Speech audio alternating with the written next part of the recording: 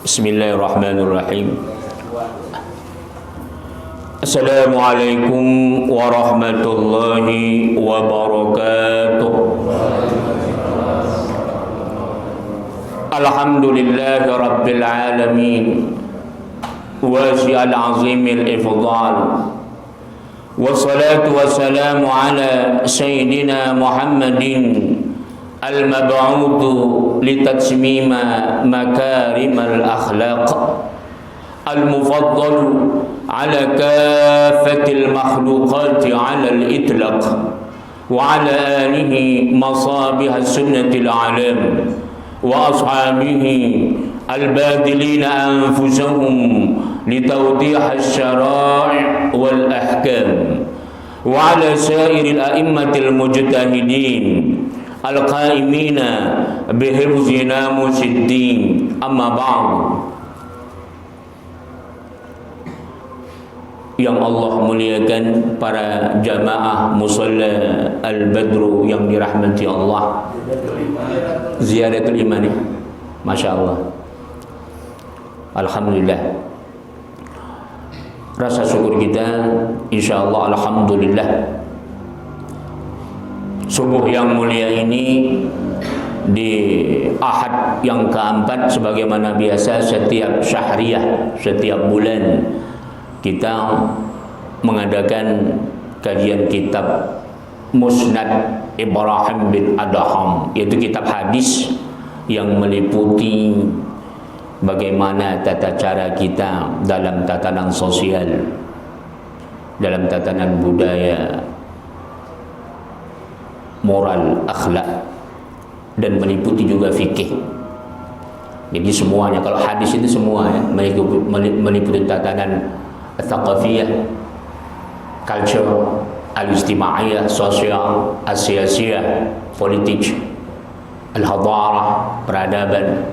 Jadi kalau sudah Quran dan Sunnah itu meliputi seluruh aspek kehidupan, termasuk al-iqtisadiyah, ekonomik, termasuk juga apa?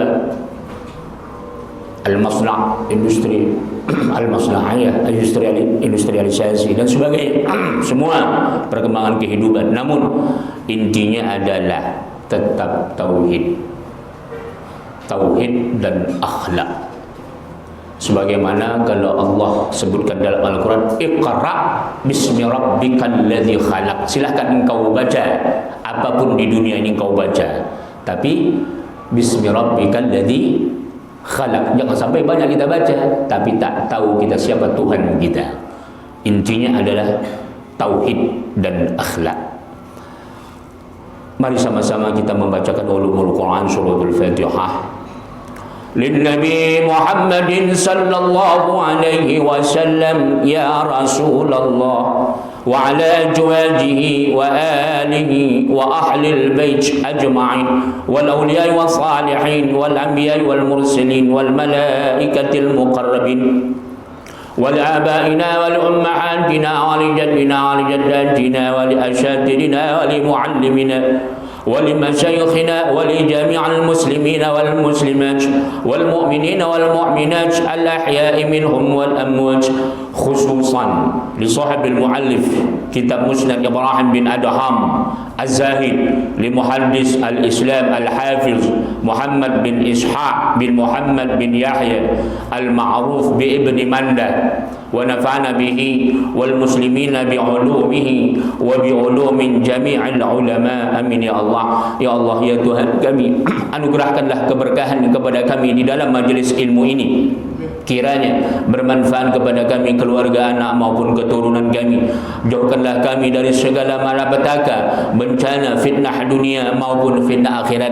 Jauhkanlah kami dari segala kemurkaan-Mu karena kebodohan dan ketidaktahuan kami. Jauhkanlah kami dari segala tipu daya, gangguan, tipu daya daripada golongan jin maupun syaitan maupun golongan manusia. Ya Allah, ya Tuhan, anugerahkanlah nikmat kepada kami, anak dan keturunan kami menjadi imaman lil muttaqin.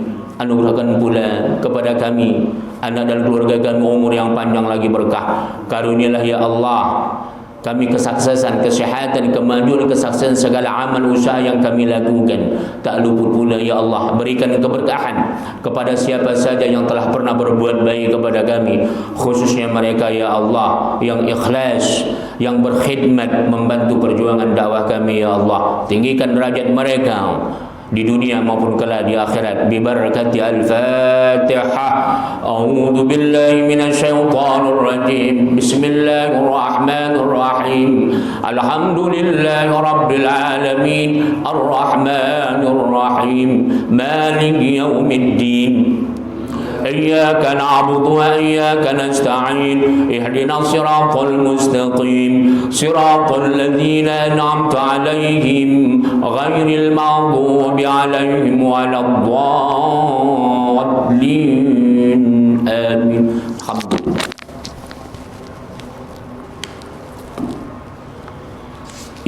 Bulan yang lalu kita terakhir membaca hadis yang ke-30 yang terakhir. Sebagaimana Rasulullah SAW banyak juga menerangkan di dalam hadis-hadis sahih, yaitu as-salatu fil masjidil haram mi'atu alfi salatin. Salat di Masjidil Haram punya kelebihan 100.000 salat fadilahnya, itu tanah haram. Kita sudah bentangkan, jabarkan fadilah tanah-tanah haram, tanah haram Mekah, Madinah dan Baitul Maqdis. Wa salatu fi masjidi asratu alafi salatin. Salat di Masjid Nabawi 10.000 salat fadilahnya. Jadi kalau kita di tanah halal ini satu salat umpamanya fadilahnya 27. Kita berjemaah, maka di sana dikalikanlah 10.000. Yang lebih tinggi di mana? Di Makkahul Mukarramah 100.000. Kemudian wassalatu fi masjidir ribat alfu salatin, dan salat di masjid ribat 1000 salat. Nah, ini sudah kita jabarkan yang mana dikatakan ribat. Ternyata al-mabniyah, yaitu gedung, al-murabatah. Jadi gedung yang masuk di sini yaitu Palestina. Namun dalam hadis sahih cuma 500 salat. Ya, tidak sama dengan Madinah. Ini dengan sanad yang berbeda. Jadi kalau dalam hadis-hadis yang sahih yang paling kuat maka 500 salat, itu perbedaannya. Jadi kalau kita ke Palestina 500 salat fadilahnya. Ini bagaimana? Kita ke Palestina, Pak. Kita ke Palestina kan nggak bisa pakai paspor langsung ke Palestina. Palestina kan belum berdaulat ya kan, baru setengah berdaulat. Kita masuk mesti izin Israel. Kita masuk sana dicop itu pakai stempel Israel, negara Israel. Jadi kalau kita masuk bayar visa, untungnya untuk Israel. Tapi makanya ulama-ulama Mesir itu mengharamkan untuk ziarah ke Palestina orang Arab, khusus Mesir. Makanya kita pelajar-pelajar sana, Pak, kalau ketahuan kita ke Palestina dicop paspor kita nggak boleh lagi belajar di Al-Azhar. Ternyata intelijen Israel tahu, wah ini katanya negara-negara Arab, negara Islam, apalagi Malaysia umpamanya, itu langsung tertulis semua paspor ini berlaku except Israel, kecuali Israel. Gitu juga negara-negara Arab. Dulu Indonesia begitu, tapi nggak tahu sekarang. Saya dengar nggak tahu sekarang boleh atau enggak. Dulu Indonesia begitu, sama, paspor kita pun tertulis kecuali Israel. Saya nggak tahu kalau paspor sekarang. Ini saya belum perpanjang paspor nih. Diperpanjang paspor minta sertifikasi vaksin lagi kan, bingung ya. Jadi bagaimana hukumnya kalau kita ke sana? Jadi Israel itu tahu, intelijennya luar biasa. Jadi intelijen di dunia ini yang paling hebat, paling besar ininya, sistem intelijennya, pertama Mossad Israel, kemudian USA Amerika, dulu Uni Soviet Rusia, ya sekarang Rusia luar biasa, kemudian Britain Inggris, kalau Arab itu Mesir, sekarang Saudi. Makanya Saudi Arabia Luar biasa kekuatan intelijennya. Walaupun kita menganggap bego, ya kan? Kan banyak orang Indonesia nengok orang Saudi itu remeh, ya kan? Menganggap Saudi Arabia itu orang Arab bahlul gitu kan. Padahal enggak. Amerika bisa ditaklukkan ya. Coba lihat, dunia internasional sudah sepakat gitu.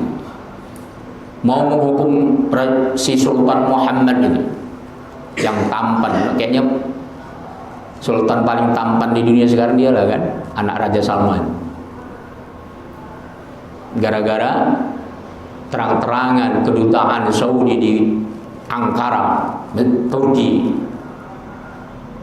membunuh wartawan Khashoggi itu kan, orang Saudi asli. Ketika mau mengurus pernikahannya di kedutaan, kan ada CCTV itu. Hilang, tak keluar lagi. Ternyata sudah dimutilasi di dalam, dan mayitnya nggak ketemu sampai sekarang. Itu sudah sepakat semua negara Eropa, Amerika, bahkan Joe Biden berkuar-kuar mau menghukum Muhammad, anak Raja Salman. Apa sekarang juga ya? Mati, bertekuk lutut, ya kan? Jadi jangan meremehkan Saudi. Senjata, Pak, seluruh negara Arab, seluruh negara Islam, persenjataan yang paling canggih dan paling banyak itu Saudi, Pak. Padahal penduduk mereka hanya sekitar 30 juta. Sekarang mungkin 35 sekarang. Indonesia 240 juta. Kita bangga-banggakan umpamanya teknologi kita. Iya, nggak apa-apa lah kan kita banggakan. Tapi nyatanya nggak. Dia mampu bayar untuk menjaga perbatasan-perbatasan mereka. Jadi kekuatan Saudi itu secara politik luar biasa ya, diakui dunia. Sultan-sultannya kalau ke Eropa, Pak, wah. Jadi mereka itu bukan hanya raja di negaranya, tapi mereka juga raja di negara-negara mana. Silahkan tengok sultan ada berangkat ke negara kita sendiri. Itu luar biasa pengawalannya, termasuk di Eropa. Jadi mereka bukan raja di negaranya, tapi juga raja di negara-negara lain. Kenapa? Ya mungkin kalau negara Eropa karena uangnya, ya kan. Itu kehebatan mereka. Oke, kita udah terlalu jauh ini. Kita bicara fadilah tentang kelebihan Masjidil Haram. Kelebihan Masjidil Haram bukan hanya fadilah ibadah. Ternyata dari Masjidil Haram seluruh yang dulu Nabi, ini doa Nabi Ibrahim dalam Al-Quran itu kelebihannya. Bayangkan itu adalah padang pasir yang tandus. Ada padang pasir dia berdebu, tapi tidak Masjid Tanah Haram tidak. Mekah itu tidak. Batu koral, Pak.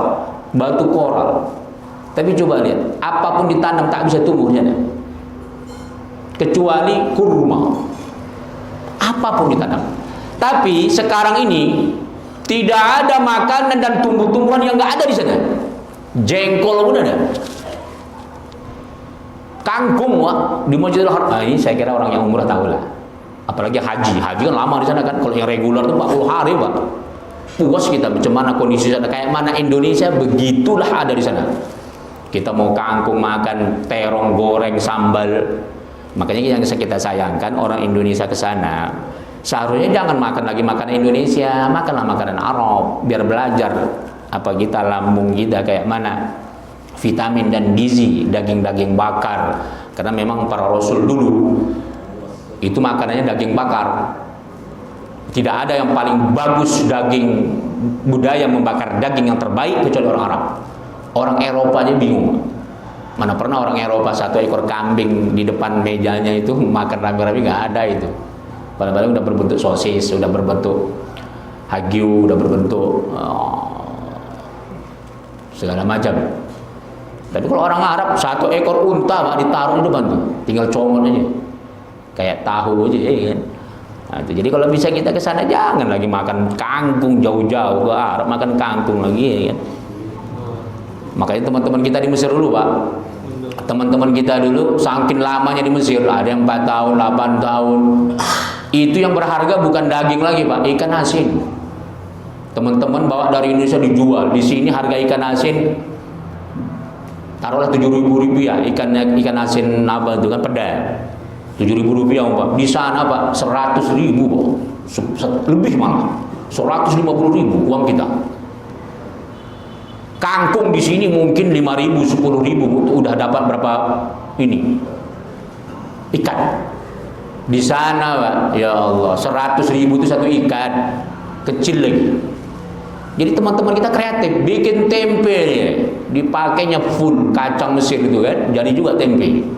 Di sini tempe 7.000 udah enak gitu makannya Pak. Di sana ya Allah ya Tuhan, 150.000 bang kita. 50 pound, 70 pound. Satu potong tempe doang. Allah. Saking rindunya kan, lambung kita terbiasa makan di sini. Wallahu taala alam bisawab. Kita masuk sekarang akhbarana Khuthaimah. Diberitakan kepada kami oleh Khuthaimah Thana Amran bin Bakar Thana Haywah wa Abdus Salam bin Muhammad, bersumber daripada Amran bin Bakar, bersumber dari Haywah wa Abdan Abdus Salam anak Muhammad wa Yazid bin Abdul Rabah, dan Yazid anak Abdul Rabah. Qalu, mereka mengatakan Thana Baqi. Jadi kami mendapat dari sumber-sumber sanad mereka wa Thana Abdullah. Oh, ini menguatkan ya. Jadi ternyata hadis tentang masalah fadilah Masjidil Haram itu banyak kali sanadnya Pak, banyak kali. Dari hadis yang dhaif sampai hadis yang paling sahih. Jadi paling sahih tadi Masjid Kudus Baitul Maqdis itu 500 salatnya. Dan jangan meremehkan Baitul Maqdis. Jangan sampai kita katakan itu negara asing, nggak perlu kita ikut campurin urusan mereka. Ini intelektual Indonesia yang dari kecil nggak pernah duduk di majelis ilmu, nggak pernah belajar agama. Ketika jadi tokoh di Indonesia bergelar profesor, seenaknya ngomong Palestina bukan urusan kita, itu negara asing. Wah, hati-hati itu. 1400 tahun lebih Al-Quran sudah mengabadikan bagaimana Nabi Musa, orang Mesir, membawa Bani Israel dari Mesir ketika diajak untuk berjihad membersihkan Palestina daripada orang-orang zalim. Mereka mengatakan itu bukan negeri kami, silahkan engkau wahai Musa dan Tuhanmu untuk berjihad sendiri. Itu perkataan Yahudi Allah abadikan, yang akhirnya mereka 540 tahun mereka berkeliling-keliling, nggak makan, nggak minum, mati kekeringan, Allah azab. Umur 20 tahun ke bawah sengaja Allah hidupkan. Dan disitulah akhir daripada perjalanan dakwah Nabi Musa. Hanya 2 orang pengikut Nabi Musa. Makanya Nabi Musa alaihissalam termasuk Rasul dan Nabi Ulul Azmi yang paling besar cobaannya setelah Rasulullah Sallallahu Alaihi Wasallam. Nabi Ibrahim ya. Setelah Rasulullah Nabi Ibrahim. Yang kedua Nabi Musa. Yang ketiga. Baru setelah itu siapa? Nabi Isa. Kemudian Nabi Nuh alaihissalam. Jadi Rasulullah nomor 1 yang paling banyak cobaannya. Karena Ulul Azmi itu adalah yang 5 itu adalah Rasul dan Nabi yang paling berat cobaannya. Di antara yang paling berat Rasulullah Sallallahu Alaihi Wasallam. Kemudian Nabi Ibrahim. Saya kira Nabi Ibrahim selalu kita ulang-ulang bagaimana cobaannya ya, sangat luar biasa. Tapi hatinya tidak pernah berburuk sangka, tidak pernah dendam kepada siapapun, dan suka bersedekah meskipun semiskin apapun dirinya. Nggak perlu nunggu kaya dulu. Nanti saya kalau berhasil baru sedekah, nanti saya kalau berhasil baru ini. Enggak. Itu Nabi Ibrahim mengajarkan sudah ribuan tahun seperti itu.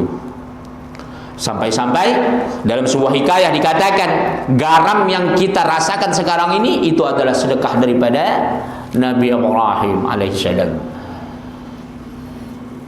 Wathana, kita teruskan. Wathana Abdullah bin Ya'qub thana Ibrahim bin Al-Hijaj wa Muhammad bin Salih Al-Balkhi qala, diberitakan kepada kami oleh Abdullah anak Ya'qub bersumber daripada Ibrahim anak Hijaz dan Muhammad anak Salih Al-Balkhi, keduanya mereka berkata thana Musa bin Marwan, diberitakan kepada kami oleh Musa bersumber dari Musa anak Marwan thana Baqiyah min Al-Walid an Ibrahim ibnu Adham, an Muqatil bin Hayyan, an Syahr bin Hausyab, an Jarir bin Abdullah. Jadi terakhir sanad ini dari Jarir Abdullah. Ini sahabat Rasulullah radhiyallahu anhu. Apa kata Jarir bin Abdullah? Qala ra'aitu Rasulullah sallallahu alaihi wasallam, aku melihat Rasulullah sallallahu alaihi wasallam yamsahu 'alal khaffain. Aku melihat Rasulullah itu membasuh khuf. Tahu Bapak khuf ya? Sepatu yang terbuat dari kulit. Tapi bukan sepatu, nggak ada tapaknya. Maksudnya langsung kulit semua gitu. Jadi syarat khuffain itu syaratnya adalah dia harus tertutup sampai mata kaki ya. Kalau terbuka mata kakinya nggak sah. Kemudian kita memakainya harus dalam keadaan kondisi suci. Apabila kita musafir memakai khuf 3 hari 3 malam, kita nggak perlu membukanya, cukup berwudu sebagaimana biasa dan kaki cukup dihapus begini saja, nggak perlu dibasahin. Kalau kita nggak musafir, umpamanya di puncak dingin kali pakai khuf, apalagi kalau di Arab itu ada musim dingin. Kalau sudah mulai akhir tahun musim dingin itu dingin sekali, karena memang kaki ini Pak sangat sensitif. Kalau kita biarkan dia dingin, urat saraf kita itu akan berpengaruh semua. Dari pengaruh dingin itu penyakit bisa keluar semua. Itu pentingnya khuf. Makanya Rasulullah SAW memberikan keringan kepada kita umatnya. Khuf itu dipakai, nggak perlu dibuka ketika salat. Kalau tidak musafir 1 hari 1 malam. Itu dia ya. Faqultul Jarir, berkata sahabat Rasulullah ini, apa ada nuzulul Maidah? Faqala innama aslamtu ba'da nuzulil Maidah. Kata sahabat Rasul ini jauh katanya setelah turun surah Al-Maidah. Apa yang maksud surah Al-Maidah? Ada ayat mengatakan faghsilu wujuhakum wa aydiyakum ilal marafiq wamsahu bi ru'usikum wa arjulakum. Jadi basuhlah olehmu wajahmu dan kedua tanganmu sampai basiku. Jadi kalau menurut ayat berarti kita ketika membasuh tangan harus dari tangan ya, dari ujung ya. Jangan dari sini dulu. Tapi kalau airnya deras dari sini, baju kita basah semuanya kan. Makanya boleh lagi talfik mazhab Imam Malik, nggak apa-apa dari mana pun gitu ya kan. Yaudah, perkara wudhu ini banyak ada di YouTube itu mengkritik banyak orang wudhunya salah katanya. Tapi kalau salah beneran nggak apa-apa. Tapi yang dikritik ternyata perkara manakah air itu duluan dari tangan atau dari siku. Kalau menurut ayat maka dia harus wujuhakum setelah tangan wa aydiyakum ilal marafiq. Maka dari sini dulu. Maka menurut Imam Syafi'i wajib tertib. Wamsahu bi ru'usikum, kamu basuh. Maka kata-kata al-ba lil tab'in dalam ilmu nahwu fungsinya apa? Berarti nggak mesti semua. Sementara Imam Ahmad bin Hanbal nggak, wajib semua. Ini kalau orang Indonesia yang rambut panjang bingung ini. Kalau orang Arab memang rambutnya pendek-pendek laki-lakinya kan, apalagi perempuan panjang-panjang itu repot ngambil wudhunya. Kalau menurut mazhab Ahmad bin Hanbal semua dari basahin, masuk begini diputar lagi. Wah. Makanya ternyata teori Imam Syafi'i lebih kuat dan banyak yang mendukung. Cukup 3 helai saja, ya sudah sah. Tapi sunnah kita kalau mau membasahkan semuanya. Ya kalau di Indonesia apa? Di Arab Pak, musim dingin kita basahi semua kepala. Waduh, menggigil. Menggigil. Jadi katanya apa? Setelah aku Islam, ini katanya kewajiban khuffain ini bukan kewajiban, sunnah kita boleh ya mengikuti kita memakai khuffain ini setelah aku masuk Islam. Aku masuk Islam setelah turunnya surah Al-Maidah. Kenapa disebut surah Al-Maidah? Seandainya surah Al-Maidah belakangan daripada Rasulullah menyuruh kita khuf, maka dinasahlah, dihapuslah syariat khuf. Udah, Syiah dan Khawarij mengingkari sunnah Rasulullah Sallallahu Alaihi Wasallam tentang khuffain. Jadi di antara ajaran yang diingkari oleh Syiah dan Khawarij itu adalah khuffain, di antaranya ya. Udah gitu apalagi yang diingkarinya? Nikah mut'ah. Padahal nikah mut'ah itu udah dinasah oleh Rasulullah. Ijma' ulama. Dan ini ijma'. Di sini disebutkan oleh ulama kita Ahlussunnah wal Jamaah itu sudah menjadi ijma'. Artinya kesepakatan semua ulama, tak boleh dibantah lagi.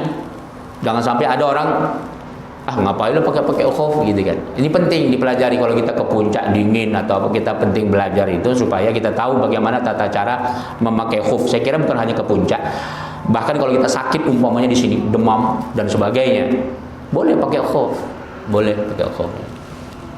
Bagaimana kaos kaki? Kalau kaos kaki kan ada pori-porinya, nggak sah, nggak boleh. Jadi kalau khuf ini dia seperti kaos kaki, tapi dari kulit yang tidak tembus udara, ya, dan tertutup mata kakinya.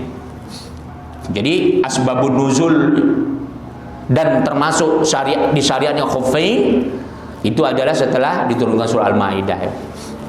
Kemudian akhbarana, kita masuk hadis yang ke-33. Akhbarana Ibrahim bin Muhammad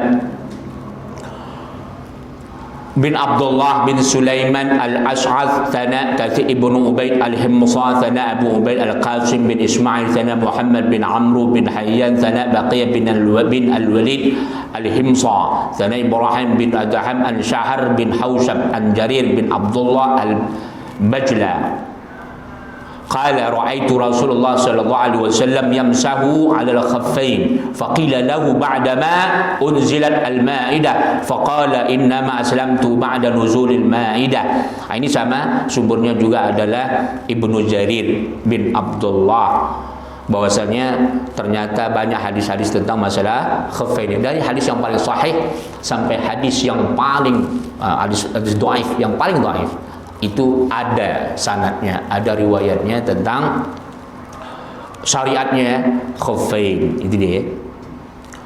Kita teruskan hadis yang ke-34. Riwayatan Ibrahim bin Adham an-Nu'aim arahu. Jadi ada riwayat bersumber dari Ibrahim bin Adham.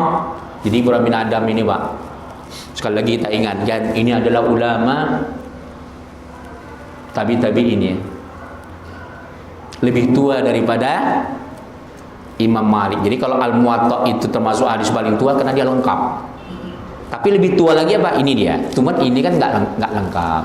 Ya, ini nggak lengkap. Tapi kita harus mengambil keberkahannya. Jadi ini udah 1300 tahun lebih. Beliau bermazhab Imam Hanafi. Tapi seorang sufi yang sangat luar biasa, tidak ada yang mengingkarinya. Bahkan orang-orang yang anti tasawuf,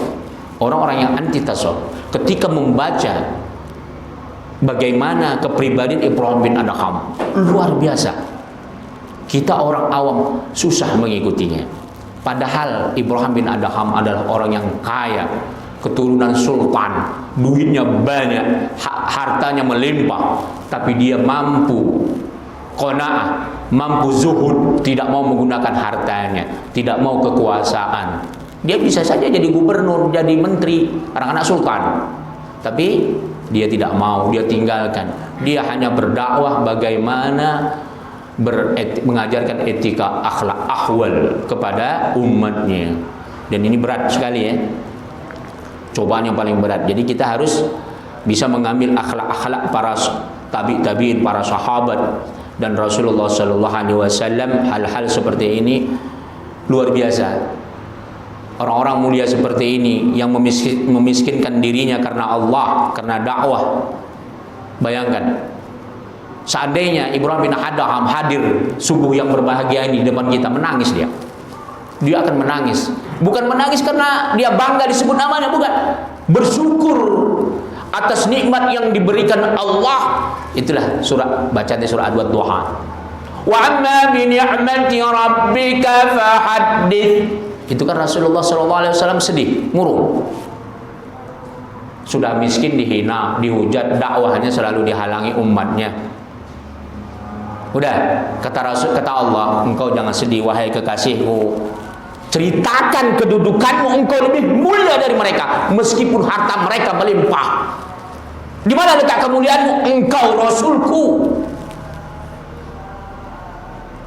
Tidak ada yang paling mulia di dunia ini kecuali adalah hamba-hamba yang kujadikan mereka rasul. Jadi kalau sekarang ulama. Udah, Ibrahim bin Adham, coba Seandainya dia hadir subuh yang berbahagia ini, dia menangis bersyukur kepada Allah. Sampai Ciracas ilmu yang dia tuliskan 1000 tahun lebih ternyata masih kita baca, kita amalkan. Allahu Akbar. Silakan Bapak, sekarang kita teknologi canggih. Silakan buka Android, buka googling, buka YouTube yang mengajarkan kitabnya langsung, kitab ya, bukan cerita tentang Ibrahim bin Adham. Kalau cerita tentang Ibrahim bin Adham banyak kali, ratusan videonya. Tapi yang langsung membaca kitabnya, insya Allah baru kita, insya Allah. Karena saya udah cari, saya sudah googling itu, saya udah cari YouTube, nggak tahu kan datang ya. Yang membaca kitabnya langsung dari awal, sekarang kita sudah sampai hadis ke-31, insya Allah mau khatam. Jadi apa? Karena gini, keberkahan ilmu itu adalah adanya sidq, adanya ta'zim dari diri kita. Kalau kita nggak pernah ta'zim, meskipun kita anak kiai, kalau kita nggak pernah ta'zim dengan ulama, nggak pernah ta'zim dengan ilmu, meskipun wali Allah ayah kita, Allah campakkan kita dari keberkahan. Tapi meskipun kita nggak berjumpa dengan guru kita katakanlah kita mengaji di YouTube karena guru-guru kita nggak ada, kita di tengah hutan, kita ngaji YouTube. Tapi kita takzim di hati kita, itulah guru yang menyampaikan ilmu kepada kita. Maka Allah jadikan kita itu muridnya. Dan sepakat ulama, kita itu termasuk ilmu yang bersambung sanadnya dengan syarat keikhlasan dan ketakziman hati kita terhadap orang yang menyampaikan ilmu. Tapi kalau nggak ada, yang saya katakan tadi, nggak usahkan anak ulama, anak wali Allah, anak Rasulullah. Rasulullah pun mengatakan begitu. Nanti ada keturunanku yang mereka itu fasik, yang maksiat mengatasnamakan diriku, maka akan Allah timpakan 2 kali lipat kepada mereka azab dunia dan akhirat. Jadi cuman apalagi sampai kita al-hudur, kita mampu hadir langsung bertatapan dengan ulama, maka keberkahannya jauh lebih besar lagi. Jadi tergantung niat ya. Innamal a'malu binniyah, al-umuru bima qasidiha. Segalanya itu kita harus dengan niat dan maksud hati kita yang ikhlas. Jadi Ibrahim bin Adham tadi sampai ya. Apa?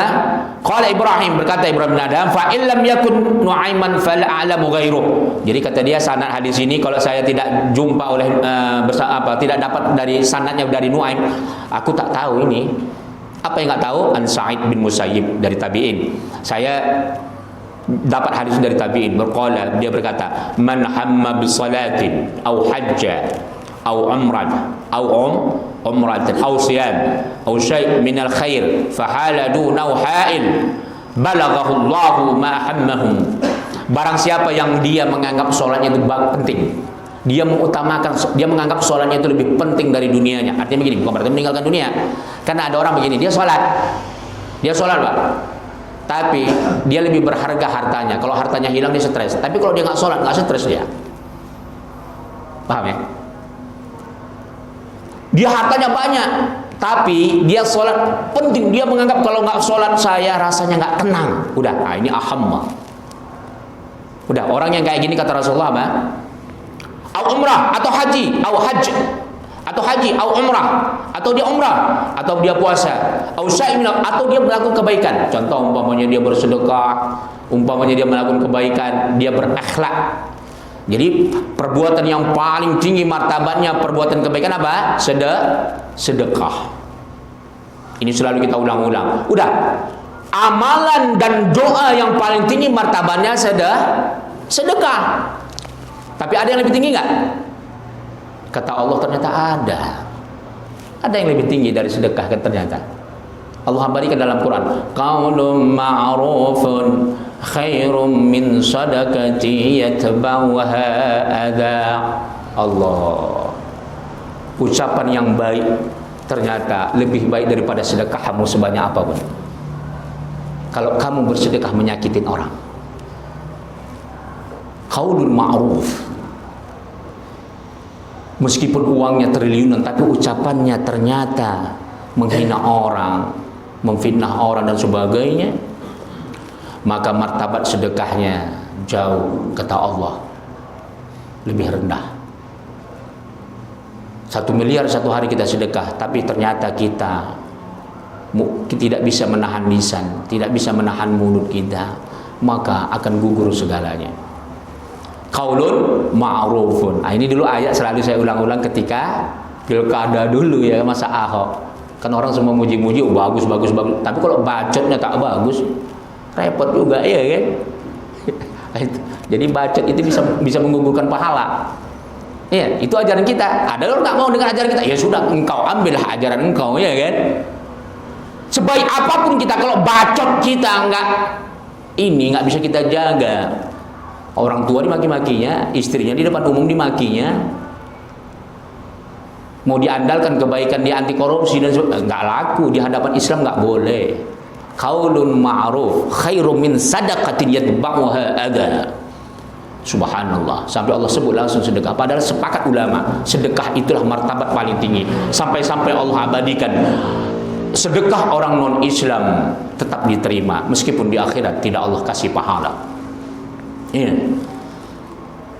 Makanya barang siapa dia lebih penting sholatnya, hajinya, umrohnya, puasanya, dia menganggap puasanya akan menjadi benteng dirinya, puasanya akan bisa menyebabkan dia akan Allah lindungi daripada hartanya yang banyak, belum tentu bisa melindungi dia.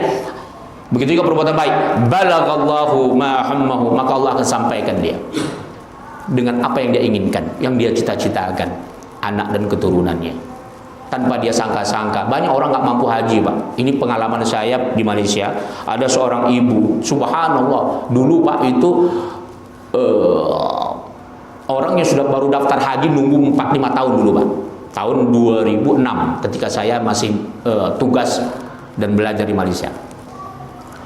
Itu, Pak, seorang ibu datang kepada saya. Dia itu selalu menangis doa, ya Allah, sampaikan aku ke Mekah. Dan dia sudah punya uang. Tapi ketika dia daftar, Pak,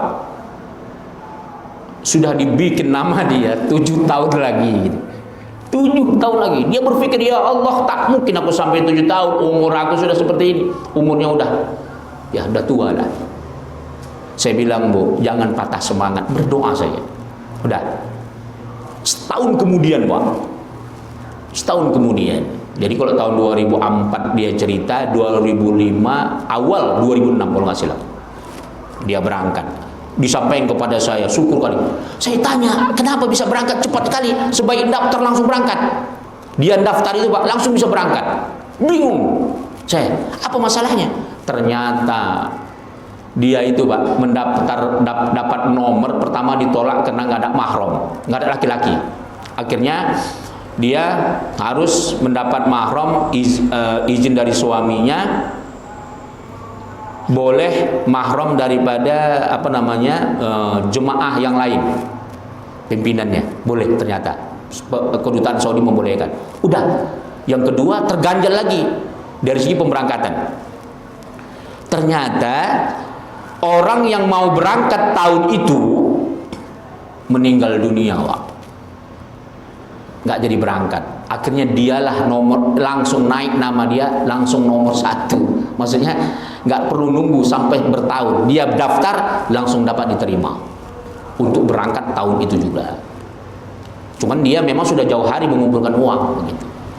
Jadi dengan doa itu tadi, dan memang saya perhatikan ibu itu kuat beribadah, baca Qur'annya, zikirnya, sedekahnya luar biasa. Dan nggak pernah berburuk sangka. Sangat susah ya seorang wanita yang dia tidak berghibah. Susah, Pak. Susah. 1001 kita mencari wanita yang dia tidak mau berghibah. Tapi saya menyaksikan, saya pernah melihat seorang ibu yang dia memang tidak suka berghibah. Nggak mau dia bergaul sama tetangga tuh. Kalau udah tetangganya dia ngomong ini itu, udah dia pergi. Itu pernah saya saksikan demi Allah. Saya sangka wanita itu semuanya pasti berghibah. Ternyata ada Allah tunjukkan seperti itu. Bukan 1-2, tapi memang kalau dibandingkan kita cari 100 orang, nyari 1 susah ya. Nyari 1 saya susah. Nah, itulah. Makanya di Arab sana budayanya nggak ada itu bergaul sama tetangga. Kalau mau bergaul, kalau mau silaturahmi ke masjid, ke mushola, atau hari-hari besar, atau umpamanya ada pengantinan, jumpalah di situ. Jadi nggak ada budaya sesama tetangga. Kalau di sini kan kalau kita tidak ngobrol sama tetangga dia anggap kuper ya kan, kurang pergaulan. Padahal untuk menghindari supaya kita jangan ghibah. Ya, apa sih yang diobrolin? Apa mungkin ngomong proyek? Kan nggak mungkin seorang ibu ngomong proyek ya kan? Ngomong agama kan nggak mungkin juga ngomong agama ya kan? Paling-paling ngomong agama 2 menit. Dari mana tadi Bu ngaji sana, ngaji sini, udah habis itu kan wah, gimana itu? Si Fulan tuh miskin kali dia itu katanya. Nah, udah masuk deh itu kan semuanya. Masuklah semuanya. Saya pernah belanja, Pak. Kebetulan ibu-ibu semua, tapi bukan di sini, jauh. Udah. Saya tiba-tiba datang dari belakang, mereka bercanda-canda segala macam, rupanya ada yang latah. Disenggol kawannya, Pak. Menjerit dia, Pak. Keluar kata-kata menyebut kemaluan ayahnya. Saya terkejut, ya Bu, kenapa gitu disebut? Dia bilang kan, itulah dia. Kalau sudah ibu-ibu kumpul sama ibu-ibu, maka keluarlah segalanya. Makanya saya pernah katakan berapa tahun yang lalu, apa perbedaan laki-laki dengan perempuan? Kalau laki-laki, Pak, belum nikah, mulutnya kotor. Mulutnya kotor. Kalau sudah menikah, ada rasa malunya lebih tinggi. Kalau perempuan enggak, belum nikah, malunya tinggi. Udah menikah, ya Allah. Kalau sudah menikah ibu-ibu, perempuan lah ya, lebih kotor dari laki-laki. Saya itu pernah bergaul sama orang-orang residivis. Residivis tahu Pak ya? Masuk penjara, keluar penjara, gara-gara berzina, gara-gara memperkosa, gara-gara membunuh, merampok dan sebagainya. Udah, sejahat-jahat laki-laki saya perhatikan, masih malu dia cerita perkara-perkara kemaluan, perkara-perkara seks sembarangan. Masih ada rasa malu. Kalau perempuan, Allah, itulah dia cobaannya ya. Jadi kalau dia mampu, makanya kenapa istri-istri Rasulullah Allah berikan dalam Quran kalau mereka berbuat maksiat 2 kali lipat dosanya. Istri ustaz itu besar 2 kali lipat dosanya, Pak. Istri ustaz itu kalau dia berbuat maksiat 2 kali dosanya. Tapi kalau dia mampu menahan diri, Allah gandakan pahalanya. Ini Allah berikan dalam Quran. Jadi semakin kita saleh, maka semakin tinggi Allah tinggikan martabat kita. Wallahu taala alam bisawab. Silakan kalau pertanyaan, kalau enggak kita akan teruskan. Fadlan. Assalamualaikum warahmatullahi wabarakatuh. Salam. Apa hukumnya bagi orang antara lisan dengan hatinya, apa yang dia ucapkan tidak seimbang?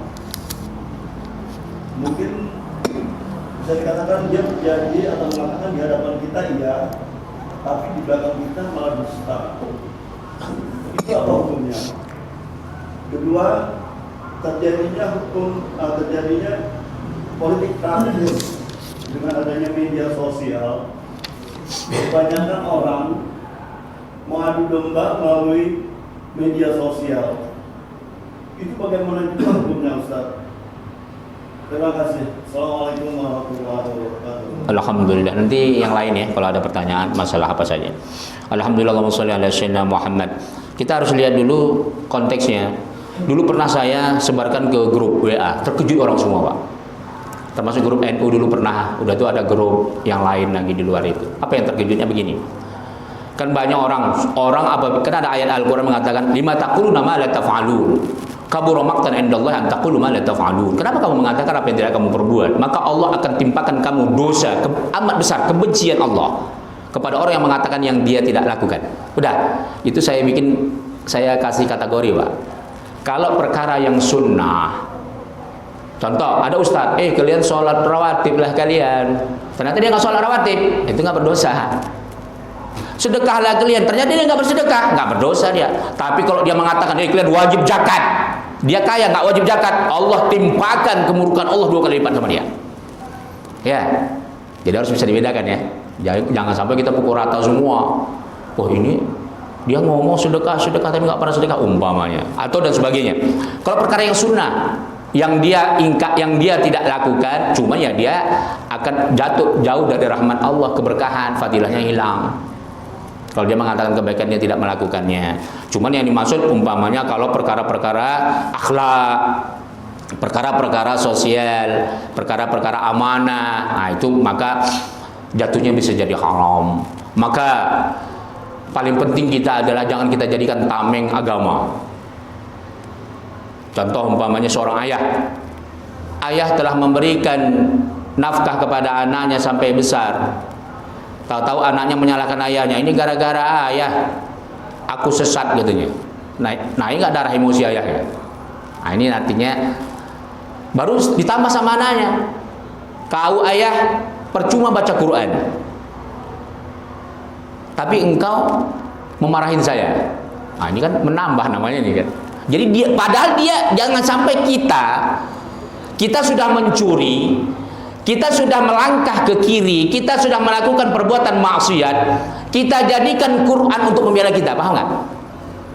Contoh, ada orang ditangkap nih gara-gara mencuri, digebukin, dia pakai dalil pak, kalian udah belajar tasawuf, kalian masa kalian pukulin saya, masa kalian tangkap saya begitu? Oke lah kalau mukulin salah ya, kenapa kalian tangkap saya? Jadi dia cari dalil-dalil itu untuk pembenaran, itu nggak boleh, jangan sampai gitu. Makanya intinya kita masing-masing harus bisa menahan. Silahkan orang menghina kita, silahkan orang menjatuhkan martabat kita di depan orang, kita harus sabar aja. Biar Allah yang membalasnya. Jangan sampai kita merasa sabar, tapi kita ancam dia, lu percuma baca Quran lu. Tapi lu nggak mengamalkan Quran, menjelek-jelekkan, berarti dia belum mampu menerimanya. Berarti dia belum mampu menerimanya. Berarti dia belum mampu mengamalkan yang dia sebut sendiri. Ini namanya dia menjadikan tameng untuk membela diri.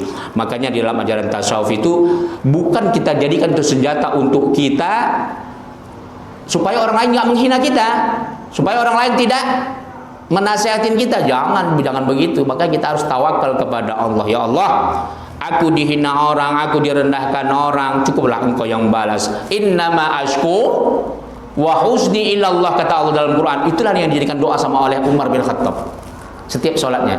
Innama ashku wa husni ilallah, keluar air matanya.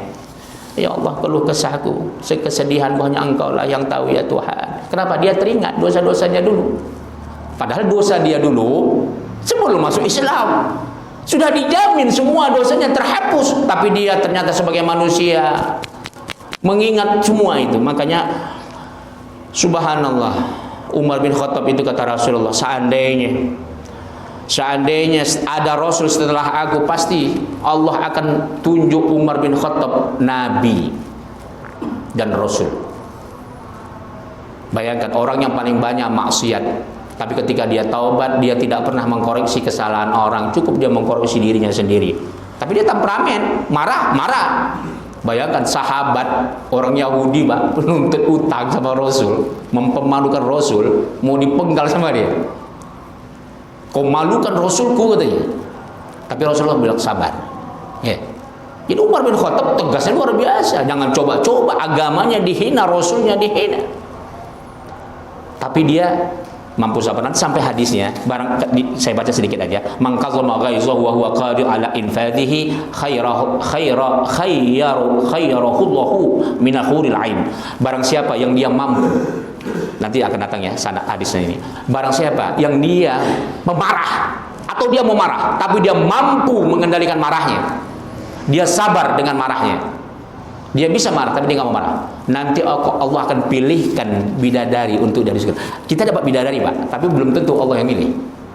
Ya, belum tentu Allah yang milih. Tapi ini nggak, Allah yang memilih bidadari itu untuk kita. Kenapa? Ketika kita mampu marah, tapi kita tahan marah kita. Tapi bukan kita nggak tegas, harus tegas. Kalau nggak birokrasi kita bisa hancur. Kalau kita nggak tegas, kita diam saja orang berbuat salah, kita nggak tegas, dakwahnya akan hancur pak, birokrasi kita akan hancur. Cuma ketegasan kita itu jangan sampai kita merendahkan orang lain, atau kita mengobok-obok martabat orang lain, atau kita merasa benar.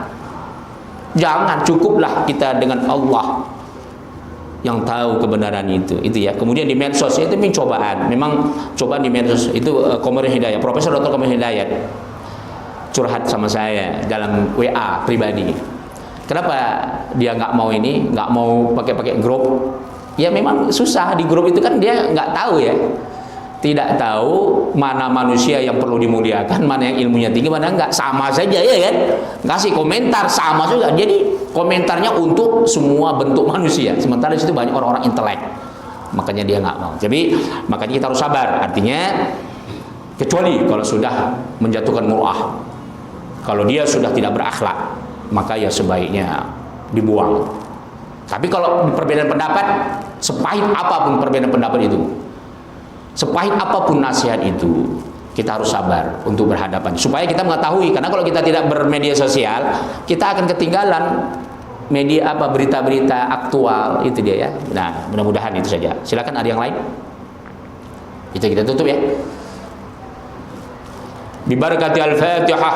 A'udzu billahi minasyaitonir rajim. Bismillahirrahmanirrahim. Alhamdulillahi rabbil alamin arrahmanir rahim maliki yaumiddin.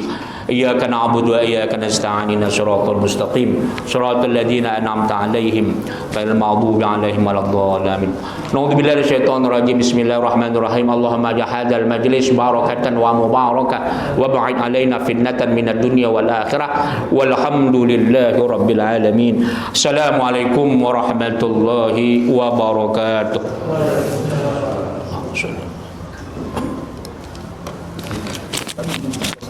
Syukran.